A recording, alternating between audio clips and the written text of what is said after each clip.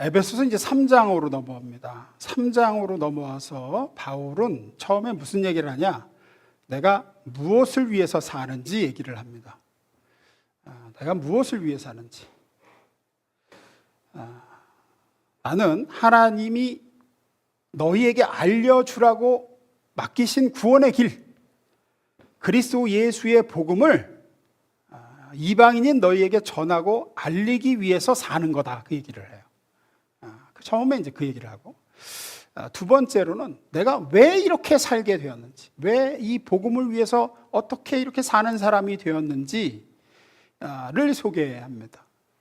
원래 나는 예수를 미워하고 예수 믿는 자들을 박해하던, 요즘으로 하면 안티 기독교인이었는데, 나를 찾아와 나를 바꿔놓으신 하나님의 능력이 나로 하여금 지금처럼 예수를 위해 복음을 위해 사는 인생이 되도록 만드셨다. 이제 그 얘기를 해요. 이게 오늘 에베소 3장 1절에서 7절까지의 바울의 두 가지 간증입니다. 이 두 가지 간증을 하나씩 나누면서 은혜를 나누려고 합니다. 첫 번째 읽습니다. 시작. 에베소서를 아시는 분들은 아실 겁니다. 사실 이 에베소서는 사도 바울이 로마에서 재판을 기다리는 죄인이 되어서 감옥에 갇혀 구금되어 있을 때에 쓴 편지입니다. 에베소 교회 성도들에게. 그래서 그 3장 1절에 이렇게 얘기하죠. 쉬운 말 성경으로 봅니다. 그러므로 여러분 이방인들을 위하여 복음을 전하다가 감옥에 갇힌 몸이 된 그리스도 예수의 종인 나 바울이 말합니다. 내가 여러분에게 복음을 전하다가 이렇게 감옥에 갇히게 되었습니다. 그런데 감옥에 gat혔다는 사람이 에베소서를 보고 빌립보서를 보고 소위 옥중서신이라고 그러죠. 에빌골몬, 에베소, 빌립보, 골로새, 빌레몬, 이 편지들을, 감옥에서 쓴 편지들을 보면 감옥에 갇힌 사람이 쓴 편지 같지가 않습니다.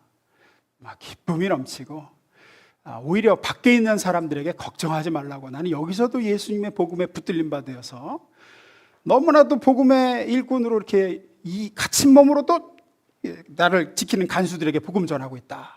복음은 갇히지 않았다. 이러면서 너무 기쁘다, 나는 너무 감격스럽다, 너무 행복하다, 이런 얘기들을 합니다. 그 이유가 뭐냐면 바울 자신이 깨달은 복음 때문이에요. 내가 복음을 깨달아 알게 되었다. 하나님이 이 복음을 나에게 맡기셨다.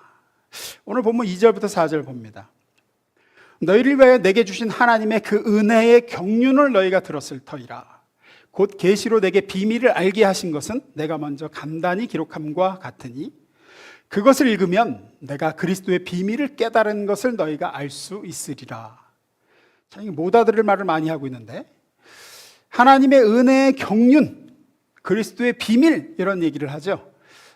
이 하나님의 경륜, 쉽게 말하면 계획이란 뜻이에요. 경륜이란 말 우리 잘 안 쓰죠. 하나님의 은혜의 계획, 하나님의 계획이 있으신 걸 내가 깨달았다. 또 그리스도의 비밀을 내가 깨달았다 라고 하는데, 이건 쉽게 말해 뭘 얘기하냐, 누구든지 예수님을 믿기만 하면 구원받아 하나님의 자녀가 된다라는 이 비밀을 내가 깨달아 알았다는 거예요. 쉽게 말해 복음을 알았다는 겁니다. 왜 이걸 자꾸 비밀, 경륜 이러냐면, 예전에는 구약시대에는 이렇게 감춰져 있었어요. 하나님의 계획을 하나님이 감춰놓고 안 알려주셨어. 어떻게 구원하려고 그러시는지, 어떻게 하나님의 백성을 죄로부터 구원하실지 몰랐어요. 근데 이제는 알려주셨어요. 자기 아들을 죄인들 대신 죽이시는 방법으로 자기 백성을 구원하시려는 하나님의 계획이었구나 라는 게 밝혀져서 이걸 비밀이라고 얘기하는 겁니다. 지금 이게 숨겨져 있다가 이제 알려졌습니다. 다시 3절부터 봅니다. 하나님께서는 이방인들도 하나님의 은총의 대상 속에 포함시키셨다고 하는 심오한 계획을 내게 알려주셨습니다. 옛날에는 하나님께서 이 계획을 아무에게도 알려주시지 않았습니다. 그러나 지금은 성령을 통해 사도들과 예언자들에게 계시해주고 계십니다. 그 심오한 계획이란 이방 사람들이라도 복음을 통하여 그리스도께서 그들을 위해 이루시는 구원의 은총을 받아들이기만 하면 그리스도를 통해서 크나큰 복을 내리시겠다는 하나님의 약속을 다 같이 주시리라는 것입니다. 예수를 믿기만 하면 누구나 죄를 용서받고 구원받아 하나님의 자녀가 될 수 있다. 이것이 사도 바울을 감옥에서도 행복하게 감격스럽게 만든 그가 깨달은 복음이었습니다. 아니 복음이 그렇게 놀라운 건가? 여러분은 이미 많이 듣고 또 들은 내용이라 별 충격이 없지만 이때 당시에는 정말 상상도 못할 메시지였습니다. 왜냐하면 아담의 후손인 모든 인간은 날 때부터 죄 욕망을 가지고 본성 자체가 죄로 더럽혀져서 죄 짓지 않고는 살 수 없는 존재로 태어납니다. 이거는 노력해도 안 되고 율법을 지키려고 해도 안 되고 도를 닦아서도 안 되고 고민해봐도 안 되고 후회해도 안 되고 결심해도 안 되는 거였습니다. 인간은 끊임없이 그 본성상 하나님의 법을 거스르고 하나님의 법대로 살지 못하도록 마음과 생각에서부터 자꾸만 반항적인 생각이 올라와요. 죄 짓고자 하는 욕망이 있습니다. 그렇게 죄의 권세 아래, 죄의 지배 아래 죄 지으며 살다가 자기가 지은 죄값으로 영원히 하나님의 법대로 멸망과 고통을 당해야 하는 게 인간의 처지였어요. 아무 소망 없었습니다. 그래서 인간은 결국은 어떻게 되느냐 하면 그냥 사는 동안 잘 먹고 잘 마시고 생각 없이 그냥 살다 죽으면 되지 이렇게 가요. 그런데 하나님께서 그런 우리를 구원하시기 위해서 엄청난 일을 하셨다라는 게 복음입니다. 그 엄청난 일은 뭐냐? 자기 하나뿐인 아들 성자 하나님 예수 그리스도를 저와 여러분이 지은 모든 죄값을 대신 치를 제물로 세상에 보내셨다는 겁니다. 아버지가 그렇게도 사랑한 아들이었음에도 불구하고 하나님께서는 자기 백성의 모든 죄를 아들에게 다 뒤집어 씌워가지고 십자가에서 못 박아 처형을 하셨습니다. 죄인인 우리를 향해야 될 당신의 진노와 저주와 수치와 천벌을 아들에게 다 퍼부으셨어요. 십자가에 달린 아들에게 모든 우리에게 쏟아질 진노와 벌을 다 부으셨습니다. 죄인을 향한 무서운 하나님의 분노가 십자가에 달린 예수에게 부어졌습니다. 성경에 기록하듯 피 흘림이 없이는 죄사함이 없기 때문에 십자가에 달린 예수는 하나님의 사랑스러운 아들로서 매달린 게 아니라 당신에게 반역하는 모든 죄를 짊어진 죄인으로 취급당해 거기 못 박혔어요. 그렇게 아들 예수가 우리 대신에 십자가에 달려 피 흘려 죽음으로 우리가 받아야 될 모든 죄값을 대신 치름으로 우리는 죄가 있으나 죄가 없는 자가 되었습니다. 그래서 그 예수를 믿기만 하면 누구나 다 구원받는다는 게 복음의 놀라운 소식이에요. 이거는 당시에 유대인이나 이방인이나 여자나 남자나 주인이나 노예나 인종, 사상, 국경을 초월해서 극악무도한 죄인도 이 예수 그리스도의 십자가 복음을 믿고 받아들인 사람은 하나님의 구원 약속에 들어올 수 있다라는 거였습니다. 구원의 문이 활짝 열렸습니다. 이게 대단히 충격적인 당시 소식이었어요. 이거는 특히나 유대인들에게는 상상 못할 일입니다. 왜냐하면 자기들은 하나님이 택하신 민족이에요. 유대인들은 아브라함의 후손이에요. 그럼에도 자기들의 죄 때문에 구원받기가 얼마나 어려울까를 늘 생각했습니다. 그래서 예수님에게 구원받으려면 어떻게 됩니까? 구원받기가 얼마나 어려운지 사람으로는 할 수 없다. 이렇게 얘기하시는 게 그래서 그래요. 하물며 이방인들은 율법도 모르고 하나님도 모르고 밥 먹듯이 우상 숭배하고 툭하면 간음하고 그렇게 사는 애들인데 쟤들이 어떻게 구원을 받을 수 있겠는가? 그런데 바울이 와가지고 이방인이든 그 어떤 죄인이라도 하나님의 아들 예수가 그들이 저지른 모든 죄악을 대신해서 십자가에서 죄값을 치르고 형벌받아 죽었기 때문에 그 예수를 믿고 붙들면 예수가 십자가에서 흘린 모든 피가 그의 모든 죄악을 씻고 정결하게 한다. 누구든지 하나님의 자녀가 될 수 있고 예수를 믿기만 하면 의인이요 천국 백성이 되어 구원을 받는다라고 선언한 거였습니다. 이 복음이 바울로 하여금 감격하게 만들었고 그 복음을 전하다가 옥에 갇혔음을 자랑스럽게 여겼고 옥에 갇힌 중에도 자기를 지키고 있는 로마 군사들에게 이 복음을 당신도 구원받을 수 있습니다 하고 예수를 전하게 만들었습니다. 터널 끝에는 빛이 있다라는 책이 있습니다. 이 책을 쓴 사람이 데이빗 자이든이라는 사람인데 이 사람은 이슬람 교도였죠. 아주 골수 이슬람교 집안에서 태어나서 어렸을 때부터 독실한 이슬람교를 추종하는 사람으로 자랐습니다. 근데 이 데이빗 자이든이 이 책에서 그렇게 얘기해요. 이슬람교에서 가르치는 다섯 가지 의무, 이슬람교에서는 이 다섯 가지 의무를 잘 지키면 구원받는다고 가르칩니다. 이슬람교에서 가르치는 다섯 가지 의무가 뭐냐면, 첫째는 신앙 고백이에요. 신앙 고백이 별거 없어요. 여러분 혹시 그 이슬람교 국가 같은 데 가보신 분 있어요?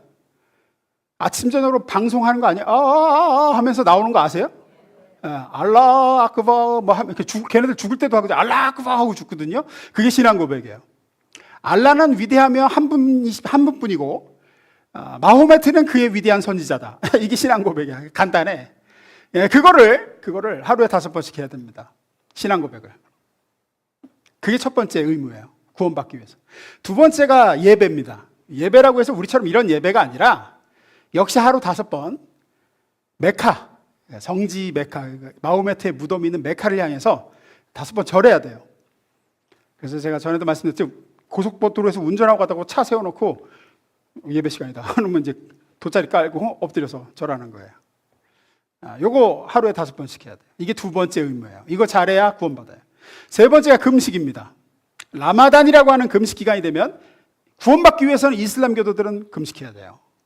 그래서 올림픽에 보면 그 이슬람교 국가 대표 선수들이 오늘 라마단 기간에서 출전을 안 했네요. 뭐 이렇게 얘기하는 경우가 있습니다. 근데 금식 기간이라 그래요. 왜 그렇게 철저히 하느냐? 뭐 받으려고? 구원 받으려고. 그게 세 번째 금식입니다. 신앙 고백, 예배, 금식. 그 다음 네 번째가 뭐냐면 선행이에요. 선행. 착한 일 많이 해야 돼요. 착한 일 많이 해야 돼요. 특히나 가난한 사람들 도와주고 어려움 당한 사람들 도와줘야 돼요. 이 선행이에요. 그래서 여러분 그 이슬람교 국가 가보신 분들 알겠지만 이슬람교도들 생각보다 굉장히 친절합니다. 회교도들이. 저도 좀 놀랐어요. 이번에 비행기 놓쳐서 두바이 갔을 때, 두바이 어쩔 수 없이 이제 처음으로 골수 이슬람교도 국가 머물러 봤는데, 진짜 친절합니다. 그 사람들이 왜 이렇게 외국인들이나 나그네들에게 친절하냐면, 코란에서 나그네에게 선행을 베풀면 그것이 공로가 되어서 천국 갈 가능성이 높아진다고 얘기해요. 마지막 5번째가 뭘까요? 성지순례입니다. 메카를 방문해야 돼요. 그래서 그냥 맨날 그 메카에서 그냥 막 압사사고 일어나서 몇 명 죽고 하는 이유가 성지순례를 해야 구원받는다고 믿어요. 5가지. 신앙 고백, 예배, 금식, 선행, 성지순례. 이 책을 쓴 데이빗 자이드는 어렸을 때부터 이 5가지를 누구보다 열심히 했대요. 주변에 누굴 봐도 자기만큼 이거 열심히 한 애가 없었대. 근데 문제는 구원에 확신이 안 들더라는 거예요. 나보다 열심히 한 사람 없는데 내가 구원 못 받으면 아무도 못 받을 것 같은데, 그런데 너 구원받을 수 있냐라고 스스로에게 물었을 때 구원받을 수 없을 것 같더래. 왜냐하면 죄가 용서받았다는 느낌이 없더라는 거예요. 내 죄가 사해졌다라는 느낌이 전혀 없더래. 하나님을 만난 경험도 없고. 이제 그러다가 이제 선교사로 온, 복음을 전하러 온 선교사에게 예수님에 대해서 듣게 됩니다. 그리고 당신이 그 5가지를 열심히 해서 죄 용서받고 구원받는 게 아니라 하나님이 이미 당신의 아들을 십자가에 못 박으사 당신이 저지른 모든 죄악을 아들에게 덮어씌워 죄값을 물게 했으니 그 아들 예수를 당신이 믿고 붙들면 당신은 모든 죄를 용서받고 하나님의 사랑받는 아들이 되어 구원받습니다 라고 했는데, 처음에는 말도 안 되는 소리라고 했는데 그 얘기가 떠나질 않더래, 귀에서. 오랜 고민과 방황 끝에 이 데이빗 자이드는 예수님을 받아들이게 됩니다. 예수님이 자기를 위해서 이미 십자가에서 이루셨다는 그 일을 믿게 됩니다. 그리고 이제 크리스천이 되죠. 가족들에겐 추방당합니다. 가문을 더럽혔다고 해가지고. 그러면서 이 책에서 자이든이 이렇게 얘기를 합니다. 무슬림들에게는, 이 이슬람교도들에게 구원의 확신이라는 단어 자체가 없습니다. 구원의 확신이라는 교리가 아예 없습니다. 이 이슬람 무슬림들은 천국 가고자 하는 마음에 신앙 고백도 열심히, 예배도, 금식도, 선행도, 성지순례도 아무리 해도 구원의 확신을 얻지 못한 채 죽을 때까지 불안하대요. 죽을 때까지. 내가 진짜 구원받을 수 있을까 하면서. 이것이 그리스도 예수의 십자가의 복음을 믿지 못하는, 복음 밖에 있는 모든 사람의 처지입니다라고 얘기합니다. 여러분은 어떠십니까? 여러분은 이 영광스러운 여러분을 구원한 복음을 정말 알고 믿으십니까? 안타까운 것 중에 하나가, 요즘 기독교인들 가운데 많은 사람들이 죄사함을 그냥 너무 가볍게 생각해요. 그냥 모호하게 생각해. 막연하게 교회 열심히 다니고 세월이 흐르고 지나면 나의 죄도 뭐 하나님이 사랑하시니까 어떻게든 되겠지요. 용서하시겠지. 어떻게든 천국 가겠지라고 말합니다. 어디에도 십자가에 못 박힌 예수 그리스도에 대한 믿음이 없어요, 명확하게. 여러분, 죄로 인한 하나님과의 그 불화는 그렇게 해결되지 않습니다. 교회 잘 나오고 예배 드린다고 해결되는 게 아니에요. 믿음으로 죄사함 받는다고 할 때 그 믿음은 막연한 게 아닙니다. 죄사함 받는 믿음은 십자가에 나 대신 달리신 예수 그리스도를 붙드는 믿음이에요. 나는 죄가 너무 크고 정말 나쁜 놈이고 죽어 마땅한 죄인이지만 그런 나의 죄를 대신 다 짊어지시고 죄가 하나도 없으신 하나님의 아들 예수가 나 대신 십자가에서 벌받고 나 대신 죽으셨기 때문에 내가 그 예수를 믿고 모시면 하나님이 나를 죄인으로 보지 않으시고 나의 모든 죄는 십자가에서 다 못 박아 없애셨고 그래서 죄로부터 내가 구원받는다. 이게 죄로부터 구원받는 믿음이에요. 이것이 그래서 기쁜 소식이고 복음인 겁니다. 이 복음을 바로 알고 믿는 믿음이 분명하지 못하면 어떤 현상이 발생하냐? 여러 가지 현상인데 그 중에 대표적인 게 예수를 내가 믿는다고 하면서 예수를 사랑하는 마음이 안 들어요. 내가 여러분이 예수를 사랑하지 않는 정말 예수님을 향한 애틋하고 지극한 사랑은 언제 생기느냐? 나 대신 십자가에 달린 예수를 만나고 알게 될 때입니다. 그러면 예수를 사랑하게 돼요. 예수 한 번도 본 적 없고 손 한 번 잡아본 적도 없고 그 얼굴 본 적도 없어도 예수를 내가 정말 사랑하게 돼요. 여러분이 예수를 향한 사랑이 없으면 여러분은 십자가에 달린 예수가 나를 위해 달린 걸 아직 몰라서 그러는 겁니다. 그냥 막연히 교회 다니면 예수 믿는 거로 아는데 아니에요. 그 믿음으로는 구원받을 수 없습니다. 그러니까 헌금 내는 게 아까운 거고 그러니까 헌신하라 그러면은 짜증이 나는 거예요. 내가 어디서부터 누구로 말미암아 어떻게 구원받았는지를 모르니까. 우리 가는 교회에 나와 앉아 예배 드리시는 분들 중에 한 분도 빠짐없이 이 십자가에 나 대신 달리신 예수를 알고 믿고 붙으셔서 구원받고 예수를 진정으로 사랑하게 되길 축원합니다. 두 번째입니다. 읽어보겠습니다. 시작.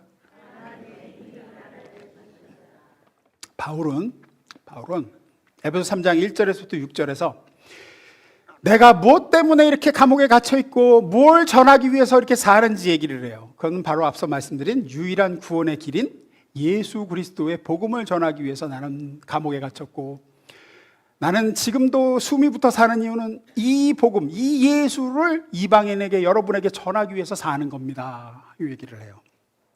그 다음에 이제 7절에 가서 바울은 내가 어쩌다가 이렇게 복음을 전하는 일꾼이 됐는지 얘기를 합니다.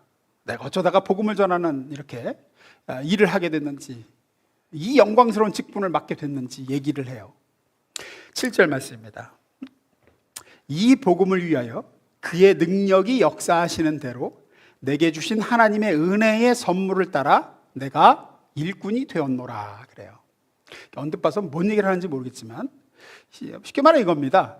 하나님의 능력이 역사하셔서 내가 복음을 위한 일꾼이 되었다. 하나님의 능력이 나를 복음의 일꾼이 되도록 만들었다 그 얘기예요. 바울이 이렇게 얘기하는 이유는 바울이 복음의 일꾼으로 부름받았을 때 자신이 어떤 사람이었고 어떤 인생을 살아가고 있었는지 알기 때문입니다. 바울은 복음의 일꾼으로 부름받았을 때 이미 하나님 예수를 믿고 있고 교회 안에서 이렇게 열심히 하는 사람 중에 하나님 이렇게 보시고 요 놈은 쓸만하겠다 그래서 너는 복음의 일꾼 하거라 이렇게 부름받은 게 아니었기 때문이에요. 사도행전 7장에 보면 당시 초대 예루살렘 교회에서 신실했던 집사인 스데반이 무수히 사람들이 던진 날아오는 돌에 맞아서 순교당해 죽는 장면이 나옵니다. 이 스데반 집사의 죽음의 최고의 원흉 중 하나가 바울이었습니다. 그때는 사울이었죠. 사울은 저놈 쳐 죽여라고 선동해가지고 그 스데반을 죽게 만든 장본인 중 하나였습니다. 그랬던 사도 바울이 사도행전 9장으로 넘어가면 그렇게 스데반 집사를 죽이고 나서 이제 훨씬 더 살기가 등등해져서 예루살렘에 사는 여러 신자들을 붙잡아다가 감옥에 가두고 박해하고 고문하고 그러다가 이제 그것도 모자라서 이웃나라 이스라엘 옆나라인 시리아에도 예수쟁이들이 많이 있더라라는 소문을 듣고 공문을 이제 체포 허가 공문 그 국외에서 범죄자 인도 뭐 이런 거를 공문을 받아가지고 시리아의 수도인 다마스쿠스라 그러죠. 강철검 재련으로 유명한 그 다메섹으로 가서 예수 믿는 사람들 잡아 죽이러 가는 장면이 나옵니다. 사도행전 9장으로 가봅니다. 제가 했습니다. 사울이 주의 제자들에 대하여 여전히 위협과 살기가 등등하여 대제장에 가서 다메섹 여러 회당에 가져갈 공문을 청하니, 이는 만일 그 도를 따르는 사람을 만나면 남녀를 막론하고 결박하여 예루살렘으로 잡아오려 함이라. 사울이 길을 가다가 다메섹에 가까이 이르더니 호련히 하늘로부터 빛이 그를 둘러 비추는지라. 땅에 엎드려져 들음에 소리가 있어 이르되 사울아 사울아 네가 어찌하여 나를 박해하느냐 하시거늘 대답하되 주여 누구시니까? 이르시되 나는 내가 박해하는 예수라. 마지막 절 읽습니다. 시작. 주께서 이르되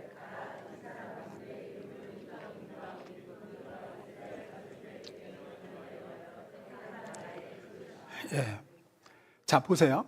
주님께서 복음의 일꾼으로 이 바울을 언제 택했다고 하십니까? 바울이, 그러니까 사울이 예수를 알았을 때입니까? 아닙니까? 몰랐을 때, 전혀 몰랐을 때. 하나님께서 사울을 언제 찾아오십니까? 예수님이 언제 찾아왔습니까? 사울이 어떤 상태로 있었을 때 찾아왔어요? 예수를 핍박하고 있을 때. 예수를 막 핍박하고 예수 믿는 사람들을 다 잡아 죽이자 하고 있을 때 찾아왔단 말이에요. 찾아와서 뭘 주신 거예요? 이 사람은 내 이름을 위해서 이방인과 임금들과 이스라엘 자손들에게 전하기 위하여 택한 나의 그릇이라 그러십니다. 언제 택했어요? 훨씬 전에 택한 거야, 이미. 딱 보고 이놈 싹수가 좀 있네, 이 녀석은 선교사로 삼아야 되겠다, 이렇게 부른 게 아니라는 거예요. 뭐 하고 있을 때? 예수 핍박하고 예수 믿지 않는 사람들을, 예수 믿는 사람들, 예수 믿는 많은 사람들을 잡아 집어쳐놓고 있을 때였습니다. 그랬던 자를 주님이 찾아오셨어요. 그 결과 자기가 무엇이 됐다고 하는 겁니까? 오늘 본문 다시 보면 7절. 이 복음을 위하여 그의 능력이 역사하신 대로 내게 주신 하나님의 은혜의 선물을 따라 내가 일꾼이 되었노라. 그랬던 나였는데 내가 개과천선하고 나서 찾아와가지고 너 나를 위해 일해볼래, 이게 아니라 내가 그러고 있을 때 주님이 찾아오셔서 복음의 일꾼으로 택하여 세우셨다, 그 얘기입니다. 어떻게 그렇게 됐다 그럽니까? 다시 다음. 이 복음을 위하여 그의 능력이 역사하시는 대로 내게 주신 하나님의 은혜의 선물 따라 일꾼이 됐다 그래요. 요 제가 밑줄근 그의 능력이 역사하시는 대로라는 말씀을 원어로 직역하면, 그리스어 뜻을 그대로 읽으면 이런 겁니다. 하나님의 능력이 내 속에서 힘있게 일하셔서예요. 내가 예수를 그렇게 미워하고 예수 믿는 것들은 다 죽여야 된다고 생각하고 있을 때에 하나님이 나를 찾아오셔서 그 힘의 능력으로 내 속에서 막 일을 하셔서 나를 바꿔놓으셨다는 거예요. 그래서 지금 이렇게 복음의 일꾼이 되었습니다, 그 얘기입니다. 잠시만요. 이 단어, 그의 능력이 역사하시는 대로라는 단어가 똑같이 또 쓰인 데가 있어요. 우리말에는 다르게 쓰였지만 원어는 같은 단어가 쓰였습니다. 그냐면 에베소 1장 9절, 19절이에요. 우리 믿는 사람들 속에서 강한 힘으로 활동하시는 하나님의 능력이 얼마나 위대한지를 여러분에게 알게 해주시길 바랍니다. 할 때 우리 속에서 강한 힘으로 활동하시는 하나님의 능력, 이게 같은 표현이에요. 그의 능력이 역사하시는 대로와 똑같은 단어예요. 하나님의 능력이 내 속에서 힘있게 일하셔서 나를 뒤집어 놓고 내가 가던 그 길에서 돌이키게 하셨는데, 바울이 얘기가 됐습니다. 바울의 얘기가 그거예요. 하나님의 능력이 내 속에서 막 일을 하셔서 나를 뒤집어 놓고 내가 가던 길에서 돌아서서 다른 길로 가게 하셨는데, 그 나를 뒤집어 놓은, 바꿔놓은 그 힘은 내가 죄를 향하여 가던 내 힘보다, 내 고집과 내 욕망을 향하여 달려가던 내 힘보다 훨씬 세고 강력해서 나 자신과 내 진로와 인생을 바꿔놨다, 그 얘기입니다. 바울은 예수가 누군지도 모르고 예수 믿는 것들을 미워하다 못해 증오하여 다 잡아 죽이고 싶어 하던 자신을 바꿔놓은 그 하나님의 강한 힘,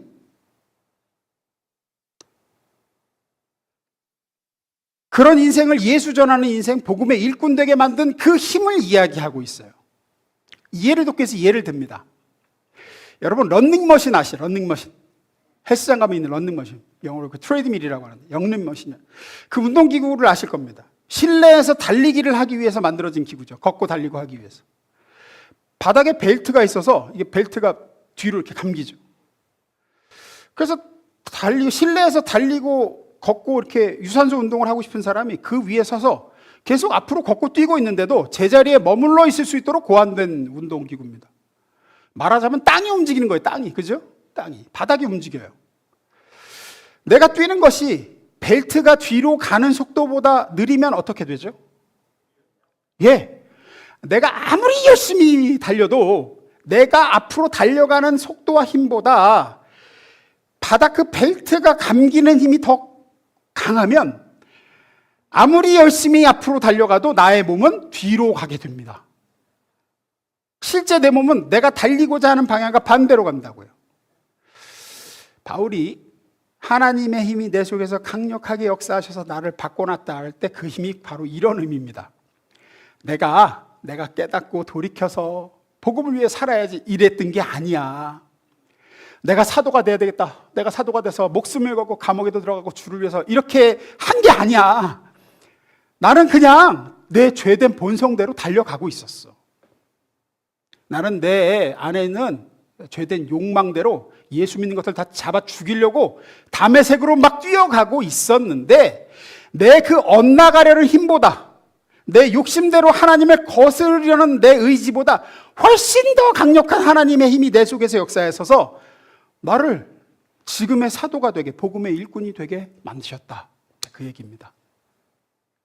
배로 예를 들면 그 보트나 이런 거 타보신 분, 그 오리보트나 뭐 이런 것들을 하다 보면 타보신 분, 내가 이렇게 보트를 젓고 발로 이렇게 페달을 밟죠. 그 오리보트는 그보다 더 센 바람이 앞에서 불고 더 센 파도가 앞에서 들이치면 내가 아무리 노를 저어도 어떻게 되죠? 예, 거꾸로 갑니다. 뒤로 밀려요.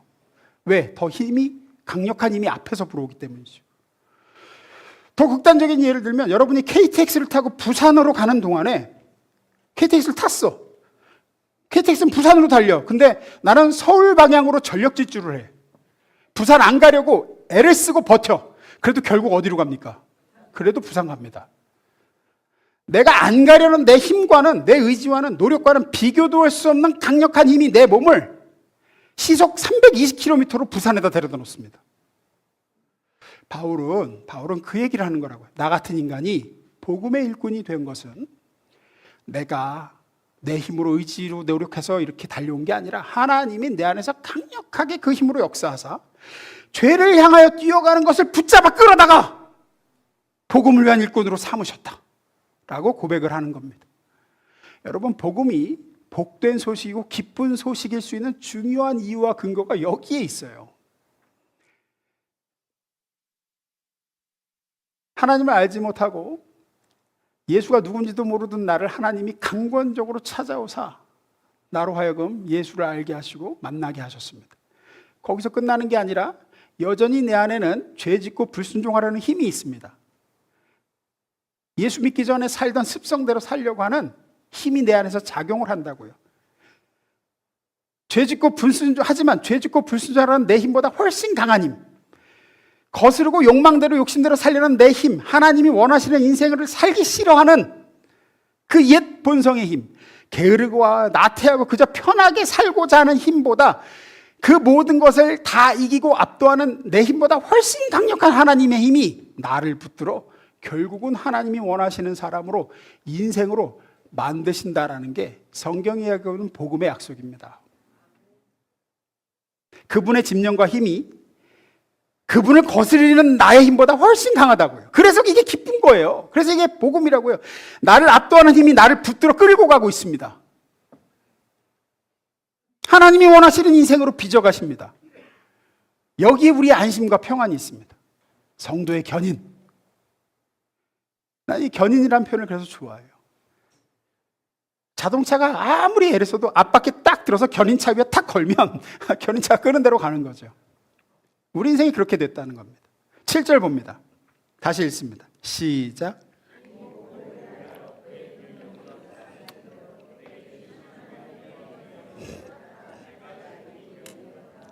제가 되었노라의 밑줄 긋죠. 여기서 되었노라라고 우린 번역했지만 원래 뜻은 만들어졌노라라는 뜻입니다. 내가 일꾼으로 만들어졌노라 그 뜻이에요. 그래서 영어 성경을 보면